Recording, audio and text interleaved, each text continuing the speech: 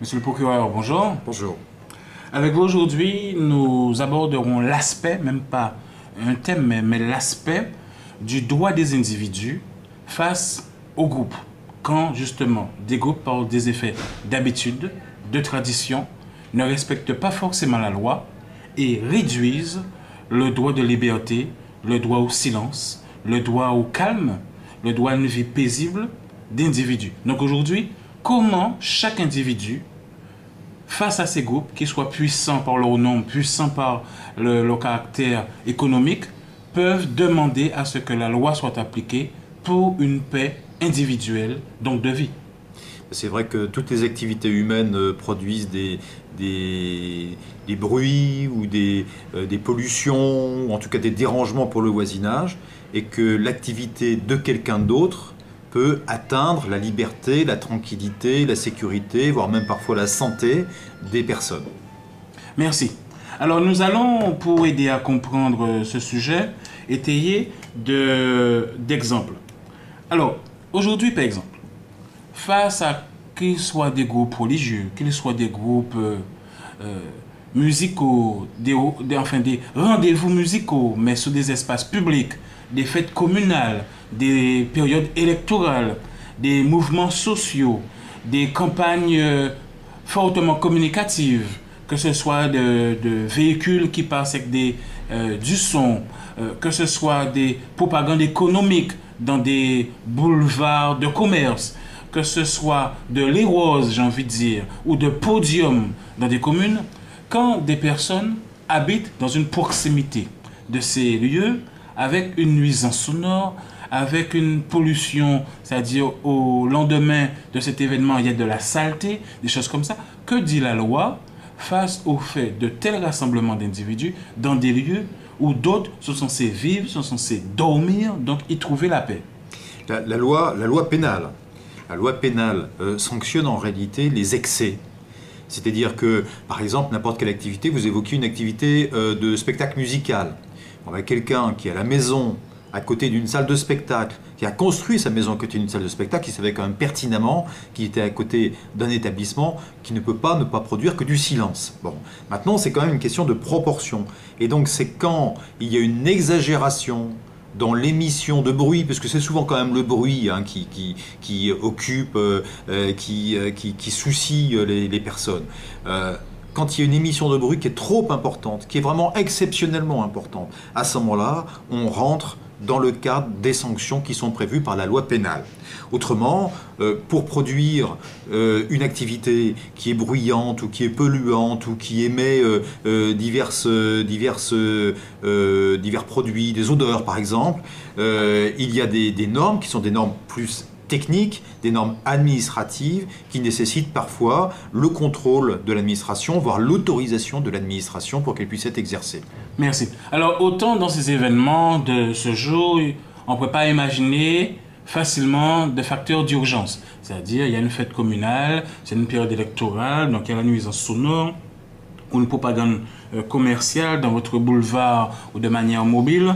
Donc, on s'imagine mal aller au commissariat ou appeler la police ou la gendarmerie et s'attendre à ce que se déplacent dans l'urgence.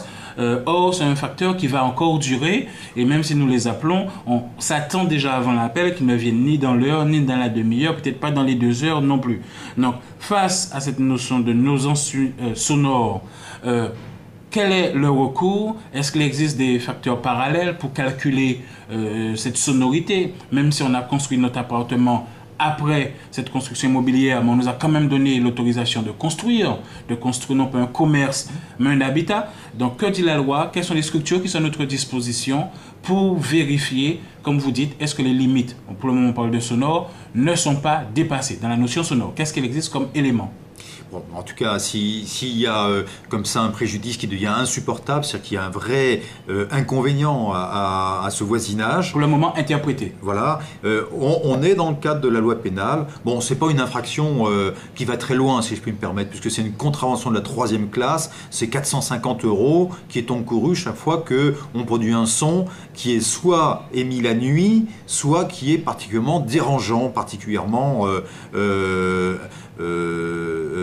enfin, qui porte préjudice vraiment voilà, pour la vie quotidienne des personnes. Le problème, après, ça va être la preuve, et vous commenciez à l'évoquer. Cette preuve, techniquement, elle est possible. Il suffit d'enregistrer le niveau de bruit, donc de quantité de bruit, si je peux parler de cette manière-là, et de voir si ce niveau, à certains moments, dépasse le niveau moyen des bruits qui existent naturellement, si je puis dire, dans un espace. Je vous donne un exemple. Il est évident que la personne qui habite au bord d'une route nationale, très fréquentée, on va trouver normal, et ce ne sera pas un délit, que simplement le fait que les voitures qui passent émettent un bruit dérangeant pour les personnes qui sont dans cette maison. Par contre, si en plus de ce bruit qui est le bruit ambiant, je dirais normal, en quelque sorte, de ce secteur-là, il y a un autre bruit qui vient s'ajouter, un bruit important, un bruit lui aussi dérangeant, à ce moment-là, pour l'émetteur de ce bruit particulier exceptionnel, on pourra envisager des poursuites pénales. Merci. Alors, mais vous ne m'avez pas dit, comment aujourd'hui y a-t-il un moyen simple de mesurer ce dépassement à la limite autorisée?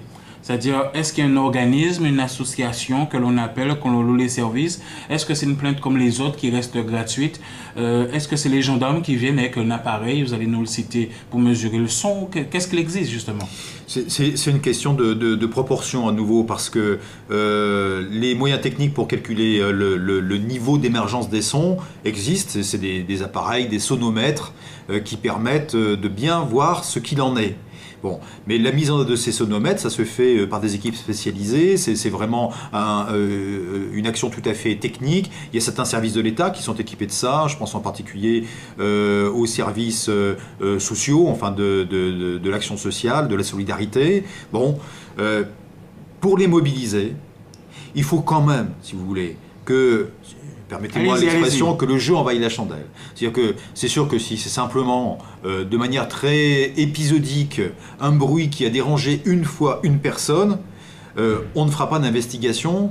La raison est toute simple, c'est que s'il faut encore attendre un an, même 6 mois, même 1 mois, que le fameux bruit recommence, on ne va pas pouvoir, tout le monde le comprendra bien, immobiliser une équipe technique pendant combien de nuits pour attendre le fameux son. Par contre, pour quelque chose qui est récurrent, qui est insupportable et quasiment, je dirais, continu, habituel, et qui va heurter vraiment profondément, parce que c'est une vraie pollution, le bruit, les personnes du voisinage, on va pouvoir faire cette investigation-là. Cette investigation, elle peut se faire en frais de justice, c'est-à-dire c'est une investigation classique de police avec des techniciens qui sont mis en œuvre il faut porter plainte par l'État. Mais il faut porter plainte. D'accord, donc c'est quelque chose qui est mis en place gratuitement par l'État, mais après avoir porté plainte et qu'on ait vérifié effectivement ce caractère renouvelable. Mais vous comprenez qu'il faut quand même qu'il y ait une proportion, c'est-à-dire qu'un petit bruit épisodique ne justifiera pas le déploiement de moyens aussi lourds et aussi onéreux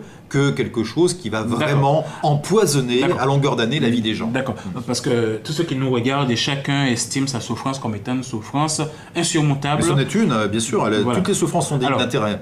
Ok, on s'est compris, quand c'est quelque chose de durable, il y a une estimation faite par les organes de la loi de l'État pour dire l'État prend sa charge pour mettre en place, quitte à être remboursé par l'auteur. Maintenant, quelqu'un dans son individualité, c'est aussi ça le thème, que chacun estime qu'il y a un paramètre dans la loi pour qu'il soit pris en compte face à un groupe, une puissance, etc., qui nuit à sa vie paisible. Est-ce qu'aujourd'hui la loi offre la possibilité aux huissiers, donc moi je préfère investir à ce moment-là de ma poche 100 €, 150 €, louer les services d'un professionnel éventuellement assermenté ou si ce n'est pas nécessaire, qui lui vérifie ces éléments pour que j'ajoute à ma plainte pour qu'on me prenne au sérieux. Oui, bien sûr. Un huissier, c'est possible. Bien sûr, ça n'est jamais inutile. Mais un huissier, si vous voulez, a priori, il n'a que ses oreilles. Bon, donc lui aussi va apprécier de manière Rappelez-nous le nom de cet appareil. C'est un sonomètre. Est-ce qu'un huissier aujourd'hui a le droit de louer un sonomètre ou louer une société professionnelle avec un sonomètre et lui, présent à ce même moment que cette société, que cet appareil, cautionne qu'effectivement c'était bien vrai? Rien n'interdit de le faire.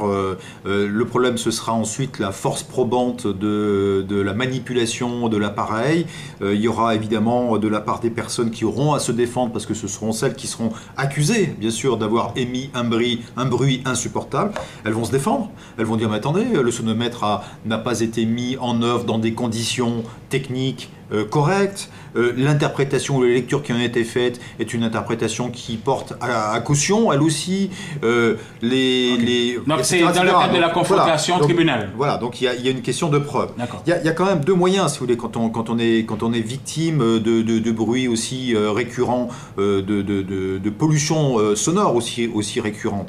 Il y a le moyen traditionnel, administratif, et le responsable, c'est le maire. Le maire, je vous rappelle, il a la responsabilité de la police quotidienne des gens de sa commune, notamment pour leur garantir la sécurité, la salubrité et la tranquillité publique. Et donc, le maire, par exemple, peut parfaitement émettre, sur la base de constatation du style de celle que vous évoquez tout à l'heure, un arrêté interdisant telle ou telle activité, ou en tout cas interdisant que ces activités se fassent dans des conditions totalement libres, c'est-à-dire avec un son qui peut être émis directement. D'accord. Alors, déjà, il faut qu'on en vienne, parce qu'il y a d'autres sujets.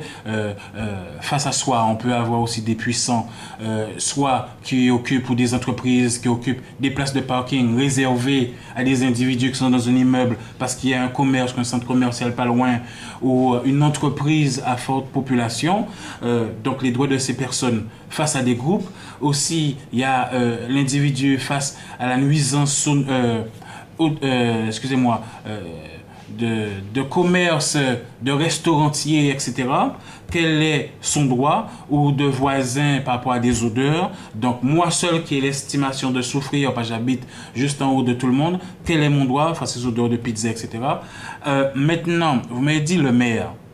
Mais ma première question, c'est est-ce que la loi désigne une heure à partir de laquelle il ne doit plus y avoir de bruit, déjà, dans les zones habitables, qu'il soit concert, qu'il soit fête municipale, qu'il soit propagande électorale? Est-ce que, par exemple, la loi dit qu'à partir de 2 heures du matin, l'on ne doit plus, de manière perceptible, entendre un bruit qui va jusqu'à 200 mètres? Déjà ça.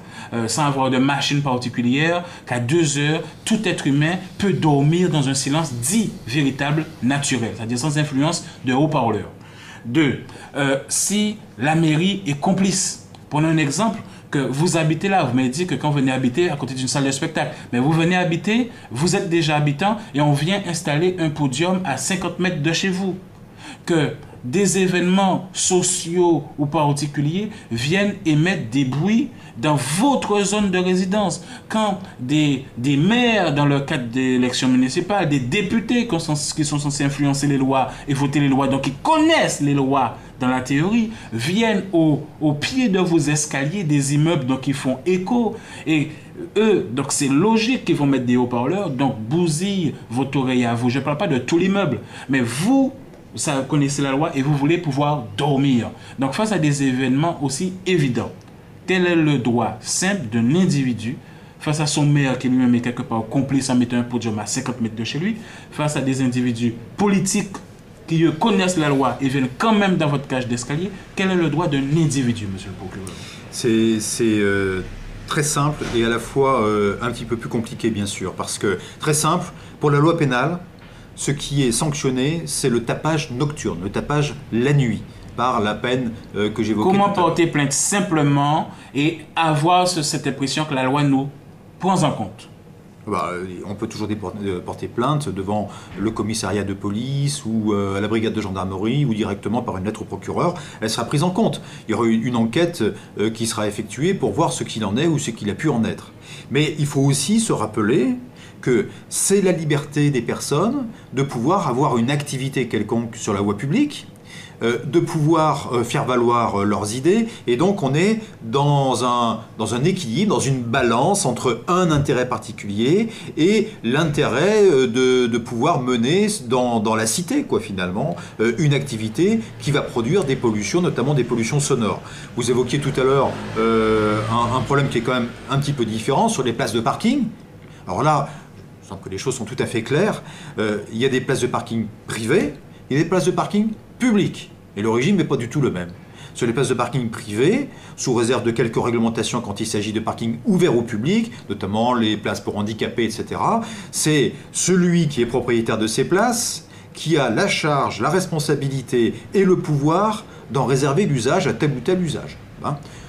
L'usage pour ses livraisons, l'usage pour les véhicules de ses propres personnages, l'usage pour sa clientèle, l'usage peut-être pour autre chose, il en est libre. Pour les places de stationnement des voitures qui sont situées sur le domaine public, sur la rue, personne ne peut se les approprier, pas même le maire lui-même. Bien. Sauf pour certaines catégories de population protégées, je reprends les handicapés en particulier, ou certains accès, je pense par exemple à la livraison de valeurs par les fourgons blindés pour les banques ou pour les établissements de crédit. Pour qu'un parking soit dit privé, est-ce qu'il faut qu'il soit enfermé par un portique ou au minimum signalé comme étant un parking privé? C'est-à-dire s'il n'y a pas au minimum ces deux facteurs, ça veut dire qu'il est public. Il y a une différence entre un parking ouvert au public et un parking public. Les parkings qui sont en bas des immeubles. Bah, à la base, ils ont été construits par celui qui a construit l'immeuble. Oui, bien sûr. Ceux qui y habitent. Voilà. Et que quelques années plus tard, des commerces viennent se mettre autour et les employés de ces commerces ou de ces organes administratifs mais imposants viennent et occupent l'espace. Et vous qui êtes censé vivre là, eh bien des fois vous êtes obligé de faire le tour de l'immeuble 3 fois pour trouver une place qui n'existe plus. Ces parkings-là, je vois bien ce que vous voulez dire. Ce sont des parkings privatifs qui sont de la responsabilité de la copropriété la plupart du temps ou de l'organisme gestionnaire des immeubles qui sont alentours. C'est des parkings qui ont été construits en même temps que les bâtiments. Et d'ailleurs cette construction, de par la réglementation, est bien souvent obligatoire. Ce sont des parkings qui sont normalement réservés à ceux qui habitent dans les immeubles. Alors il faut que ce soit indiqué, il faut qu'il y ait un panneautage. Indiqué quoi? Indiqué parking réservé aux habitants ou réservé aux occupants de tel immeuble, de manière à ce que tout le monde puisse le savoir. Et l'occupation illicite de ces parkings-là est une occupation illicite d'un terrain privé. Et on peut parfaitement imaginer que les voitures qui s'y trouvent de manière abusive puissent être enlevées à juste titre à la demande du légitime propriétaire. Donc à ce moment-là, vous me dites, là, c'est plus un individu, mais un groupe d'individus face à une masse populaire ou masse économique. C'est parce que vous m'avez évoqué la situation de parking d'immeuble. D'accord. Mais évidemment que quelqu'un, par exemple, qui a une maison avec un terrain, son terrain n'est pas clôturé, et il a aménagé devant sa maison des places pour garer sa propre voiture. Bon, si on voit bien qu'il faut rentrer dans la propriété pour s'y garer, celui qui viendrait s'y garer comme si c'était un parking public est en tort.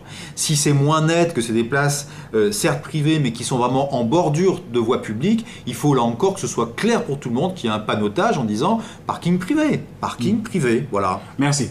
Revenons au bruit. Quand c'est des événements qui durent sur une période, mais qui se répètent, il ne serait-ce même chaque 5 ans, mais qui durent sur une période, que ce sont des événements sociaux ou alors des concerts, quel est le recours de quelqu'un qui s'entraîne de démarrer, nous savons tous que ça va durer une semaine, quel est le recours de cet être humain qui demande juste à ce que la loi soit appliquée? C'est un recours d'abord devant l'autorité administrative compétente, c'est-à-dire devant le maire. C'est le maire qui autorise les manifestations publiques sur son territoire. Si le maire ne se prononce pas, c'est le préfet qui se substitue à lui pour prendre une décision. Peu importe. Mais en tout cas, il y a déjà une décision administrative et un recours devant l'administration.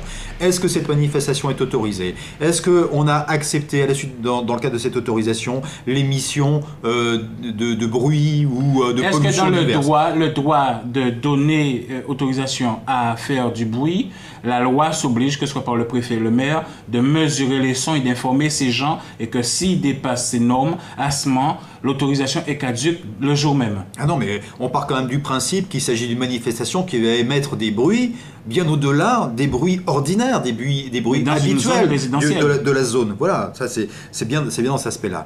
Si par contre c'est une manifestation tout à fait spontanée, une fête, comme parfois il en est, importante, organisée par une personne privée sur son terrain privé et qui émet des bruits. On est tout à fait en droit d'appeler les services de police ou de gendarmerie pour leur dire « Je suis victime d'un tapage nocturne, je vous demande de venir le constater et je vous demande de bien vouloir mettre en demeure ces personnes d'interrompre ».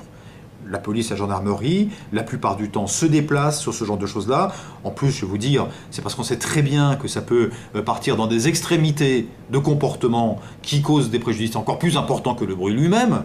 Et donc, il y a un déplacement des services pour constater les faits et pour conduire, la plupart du temps ça en reste là, les personnes qui émettent les bruits à réduire leur niveau d'émission. Merci, monsieur le procureur. Sur ce point, nous faisons une légère pause et on revient tout de suite. Merci. Merci d'être resté parmi nous, monsieur le procureur. Alors, autant nous avons énormément parlé du bruit, parce que c'est un facteur important dans nos départements.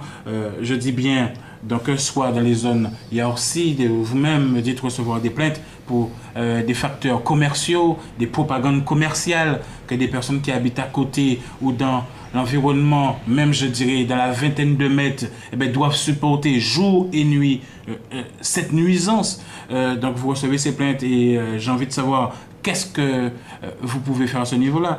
Que ce soit au point de vue religieux, des personnes, certes, on pourrait s'imaginer avec une motivation, je le dis ainsi, de haine ou de non, accorder l'existence à une religion qui n'est pas la leur, mais en même temps la nuisance existe elle aussi.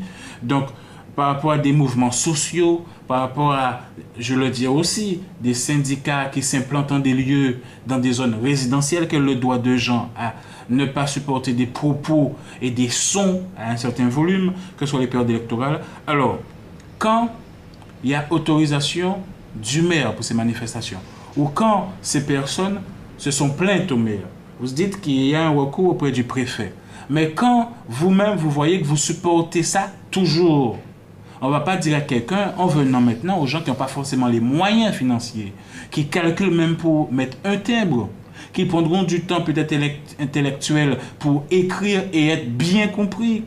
Quel est le recours quand vous avez écrit à votre maire qui ne fait rien parce qu'il a peut-être lui-même peur, je ne vais pas trop préciser, de certains individus qui font certains bruits, parce que je n'ai pas parlé aussi de regroupement de jeunes ou de délinquants, ou de certains groupes sociaux connus de ce département. Donc, quel est le recours de quelqu'un qui écrit à son maire, qui n'a pas eu de retour, même un mot non, où on va essayer, que quelqu'un qui appelle la police, et la police ne se déplace pas par rapport à ce qu'eux-mêmes savent qui sont les auteurs, parce que vous savez, je ne vais pas le préciser, mais je sais que vous savez de qui et de quoi je parle en général, et qu'on écrit à son préfet, et il n'y a pas de retour, quel est le recours de l'être humain, s'il vous plaît? C'est vraiment une question de proportion. Bon, parce que il y a un moment donné qui est à apprécier, au cas par cas, où le préjudice qui est causé est insupportable et ne doit pas être admis. Voilà. Alors, reprenons l'exemple, par exemple, de l'animateur commercial d'un magasin qui installe des haut-parleurs puissants et qui va haranguer finalement quasiment la clientèle dans la rue. Et au quotidien, toute l'année. C'est ça, voilà. Et donc, c'est l'abus de ça qui est sanctionnable. S'il s'agit d'une campagne commerciale qui va durer de telle heure à telle heure, que tout le monde est informé, ça que veut le dire maire quoi, a été tout le monde est informé, informé, etc., et que tout le monde sait que ça ne durera que ça, on peut parfaitement admettre que c'est un inconvénient qui est nécessaire au bon fonctionnement de cette entreprise et de ce commerce. Si c'est à longueur d'année et dans le non-respect et dans l'absence, je veux dire, de prise en considération de la situation des autres, à ce moment-là, on est dans l'abus. Et cet abus, soit il est commis dans des circonstances qui sont, par exemple, la journée, sans qu'il y ait les caractéristiques pénales qui permettent la poursuite au pénal. Je vous rappelle, c'est seulement les tapages la nuit qui sont sanctionnés au pénal, qui empêchent de dormir, comme vous disiez tout à l'heure, la nuit. Bon, à ce moment-là, c'est une mise en cause de la responsabilité de l'autorité administrative qui a autorisé les choses quand c'est abusif, ou de la personne émettrice elle-même, soit devant le tribunal administratif, soit devant le tribunal civil, en responsabilité parce que je subis un préjudice. Par exemple, je suis empêché de travailler, je suis empêché de pouvoir faire les choses normalement qui sont ma propre activité du fait de ce qui se passe à côté. Voilà. Alors là, il y a la possibilité de mettre en jeu la responsabilité pécuniaire, ça se traduit en dommages et intérêts à payer devant un tribunal administratif ou civil, selon le cas. Quand on est dans le cadre d'inconvénients qui sont vraiment pénaux, c'est-à-dire c'est des tapages injurieux, ça c'est nuit et jour, ou des tapages nocturnes quand ils ne sont pas injurieux, on est dans le cadre du code pénal, c'est sanctionné par la loi pénale, et ça peut être, dans ce cadre-là, une plainte devant le procureur de la République ou l'appel des services de police ou de gendarmerie pour déposer plainte ou pour faire directement arrêter le son, arrêter la pollution sonore. D'accord. Maintenant, monsieur le procureur, en venant à l'échelle nationale, que les chemins de fer, que les aéroports, des fois, soient contraints, à un moment donné, de mettre du vitrage insonore. Est-ce que cette possibilité existerait, c'est-à-dire de demander simplement une amende, mais de contraindre des gens à assumer parce que eux demain seront obligés à continuer parce que c'est devenu presque une tradition, presque un lieu-dit pour ce type d'événement. Est-ce que ça peut être une solution dans notre localité? Oui, bon, ce n'est pas la responsabilité du procureur, hein, c'est la responsabilité de l'administration. Est-ce que c'est un pouvoir? Du maire ou du préfet. Ils ont le pouvoir, effectivement, de contraindre quelqu'un qui émet un bruit ou qui émet une odeur ou qui émet une pollution à mettre en place des dispositifs qui empêchent cette émergence de bruit ou d'odeur. Des murs, des filtres, de l'aération, enfin, changer le process industriel, faire en sorte que le bruit soit contenu, maintenu, ou l'odeur contenue, maintenue dans les locaux même d'où il provient. Ça, c'est possible. Alors, mais on comprend bien que ça n'existe que pour des établissements qui sont bien identifiés et qui sont fixes. C'est une boîte de nuit qui est à côté d'une zone résidentielle, c'est une industrie qui fait beaucoup de bruit ou qui pollue, qui est elle aussi insérée dans une zone mixte, résidentielle et industrielle. Voilà. Mais pour des émissions qui sont plus ponctuelles, ou qui se déplacent dans la rue, ou qui sont, je dirais, improvisées pendant un certain temps, les choses sont quand même plus compliquées, et il est difficile, il faut bien le dire, d'empêcher de manière efficace, de dissuader de manière efficace ce type d'émissions qui n'ont qu'un temps. Merci.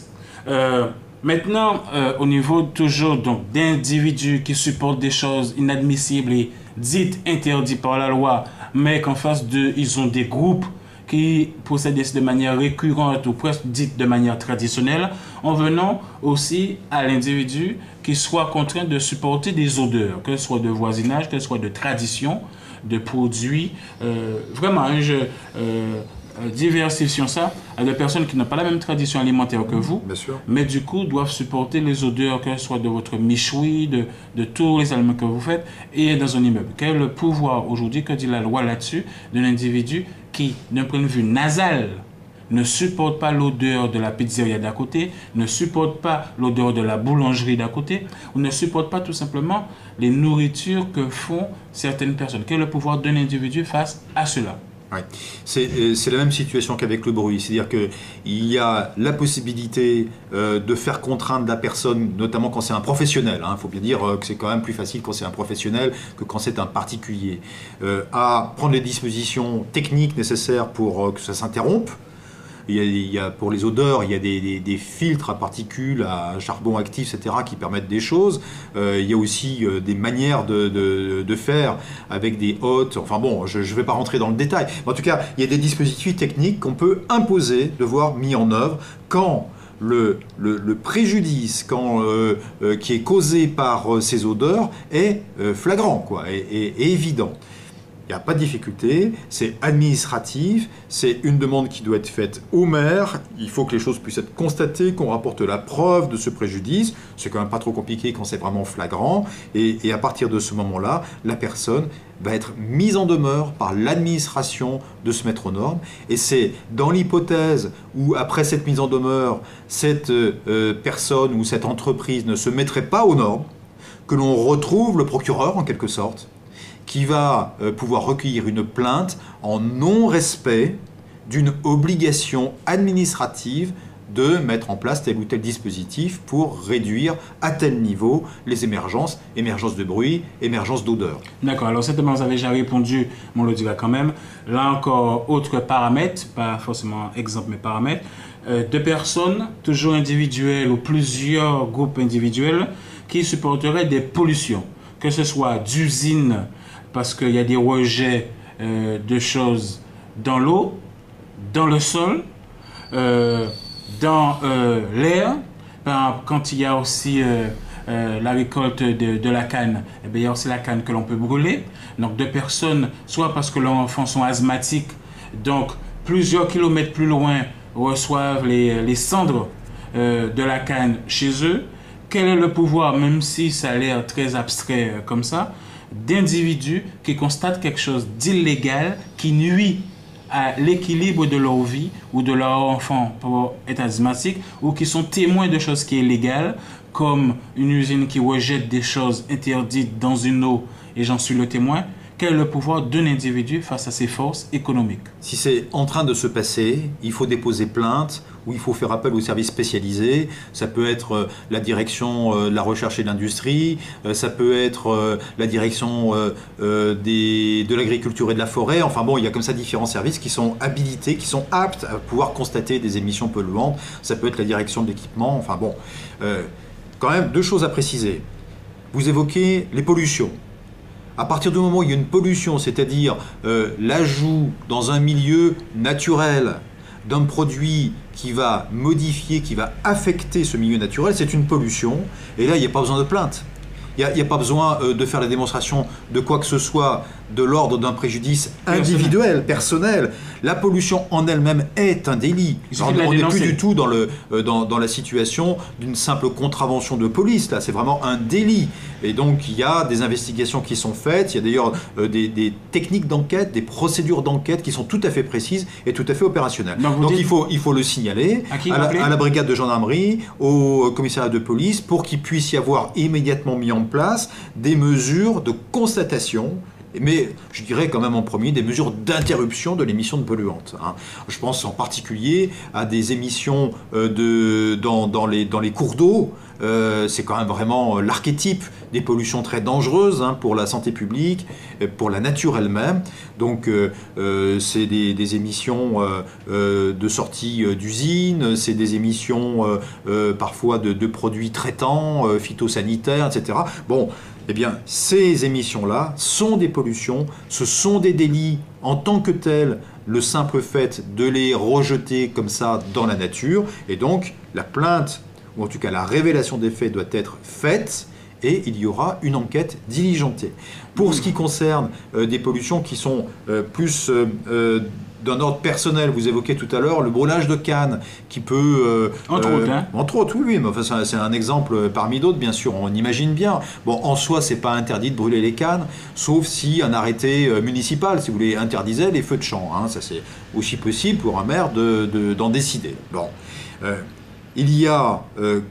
quand un préjudice est effectivement constatable et que ça a causé, je dirais, un malheur, un inconvénient pour quelqu'un, vous évoquiez la maladie, etc., il faut en faire la démonstration et on peut obtenir contre la personne qui est identifiée comme étant l'auteur de ces faits le versement de dommages et intérêts devant un tribunal civil.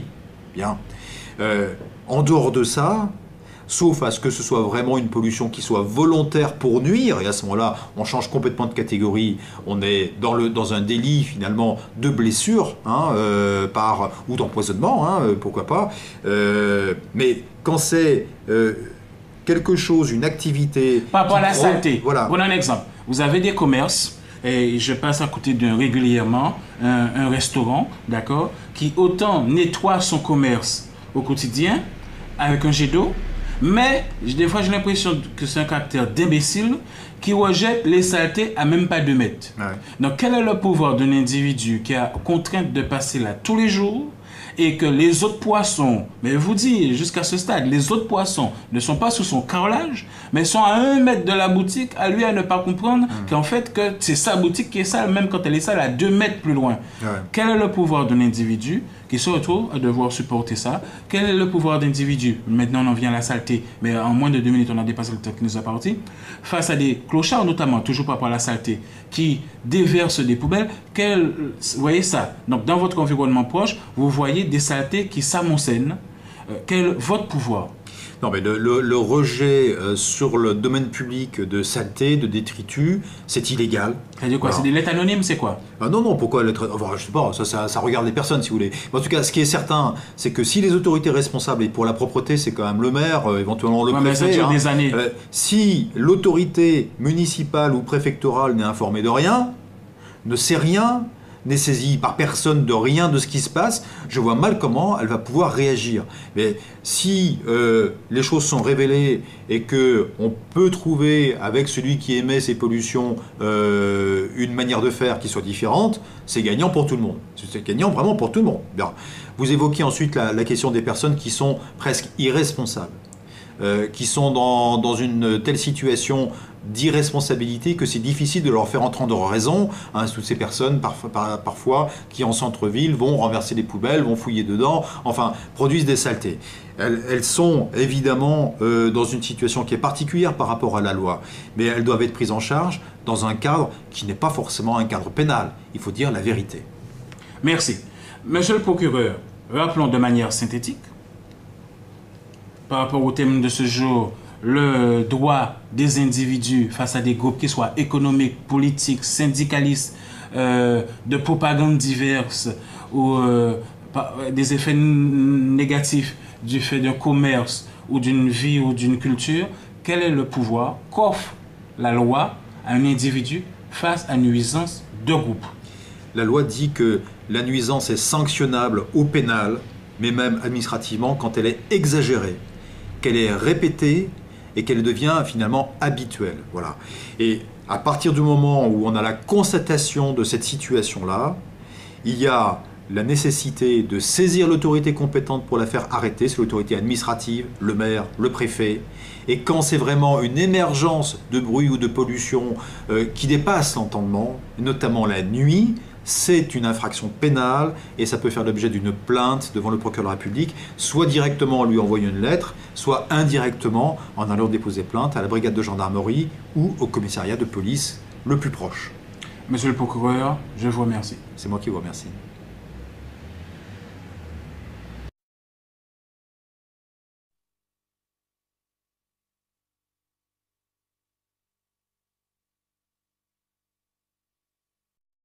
Une fête communale, c'est une période électorale, donc il y a la nuisance sonore ou une propagande commerciale dans votre boulevard ou de manière mobile. Donc, on s'imagine mal aller au commissariat ou appeler la police ou la gendarmerie et s'attendre à ce que se déplacent dans l'urgence.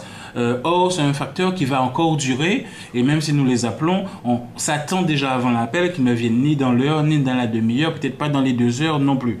Donc, face à cette notion de nuisance sonore, quel est le recours? Est-ce qu'il existe des facteurs parallèles pour calculer cette sonorité? Même si on a construit notre appartement après cette construction immobilière, mais on nous a quand même donné l'autorisation de construire non pas un commerce, mais un habitat. Donc, que dit la loi? Quelles sont les structures qui sont à notre disposition pour vérifier, comme vous dites, est-ce que les limites, pour le moment on parle de sonore, ne sont pas dépassées dans la notion sonore? Qu'est-ce qu'il existe comme élément?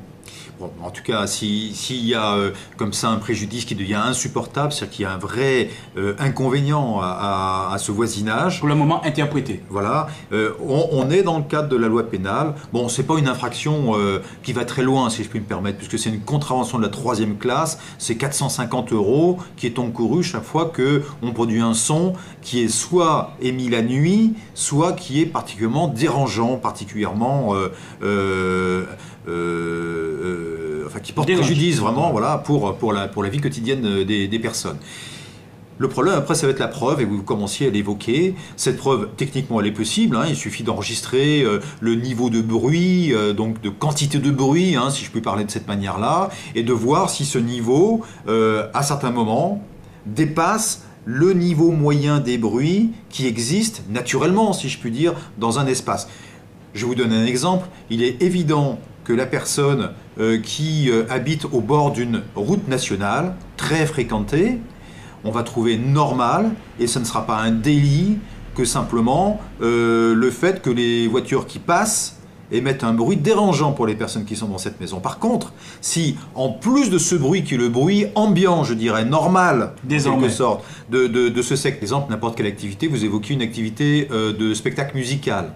On a quelqu'un qui est à la maison, à côté d'une salle de spectacle, qui a construit sa maison à côté d'une salle de spectacle, qui savait quand même pertinemment qu'il était à côté d'un établissement qui ne peut pas ne pas produire que du silence. Bon, maintenant c'est quand même une question de proportion.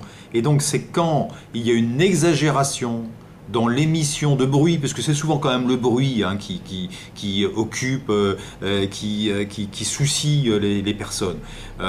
Quand il y a une émission de bruit qui est trop importante, qui est vraiment exceptionnellement importante, à ce moment-là, on rentre dans le cadre des sanctions qui sont prévues par la loi pénale. Autrement, pour produire une activité qui est bruyante ou qui est polluante ou qui émet divers produits, des odeurs par exemple, il y a des normes qui sont des normes plus techniques, des normes administratives qui nécessitent parfois le contrôle de l'administration, voire l'autorisation de l'administration pour qu'elle puisse être exercée.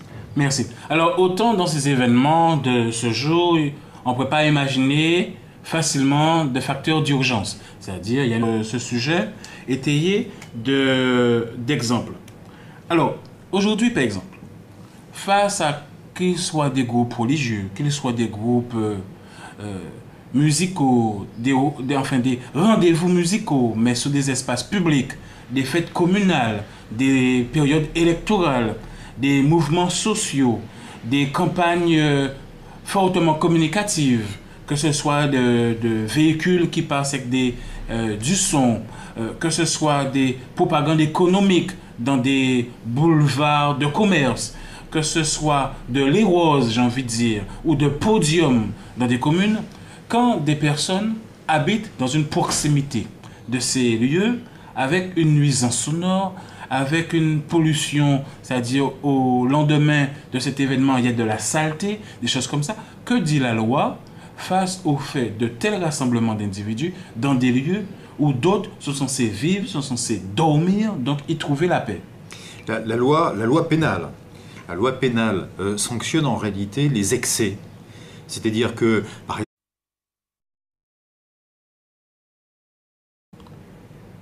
Monsieur le procureur, bonjour. bonjour. Avec vous aujourd'hui, nous aborderons l'aspect, même pas un thème, mais l'aspect du droit des individus face aux groupes.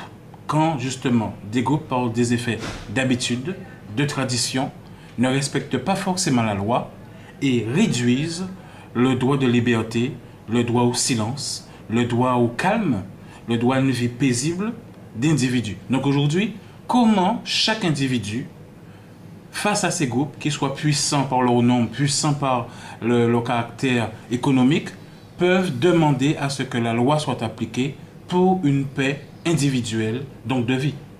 C'est vrai que toutes les activités humaines produisent des bruits ou des pollutions, ou en tout cas des dérangements pour le voisinage, et que l'activité de quelqu'un d'autre peut atteindre la liberté, la tranquillité, la sécurité, voire même parfois la santé des personnes. Merci. Alors nous allons, pour aider à comprendre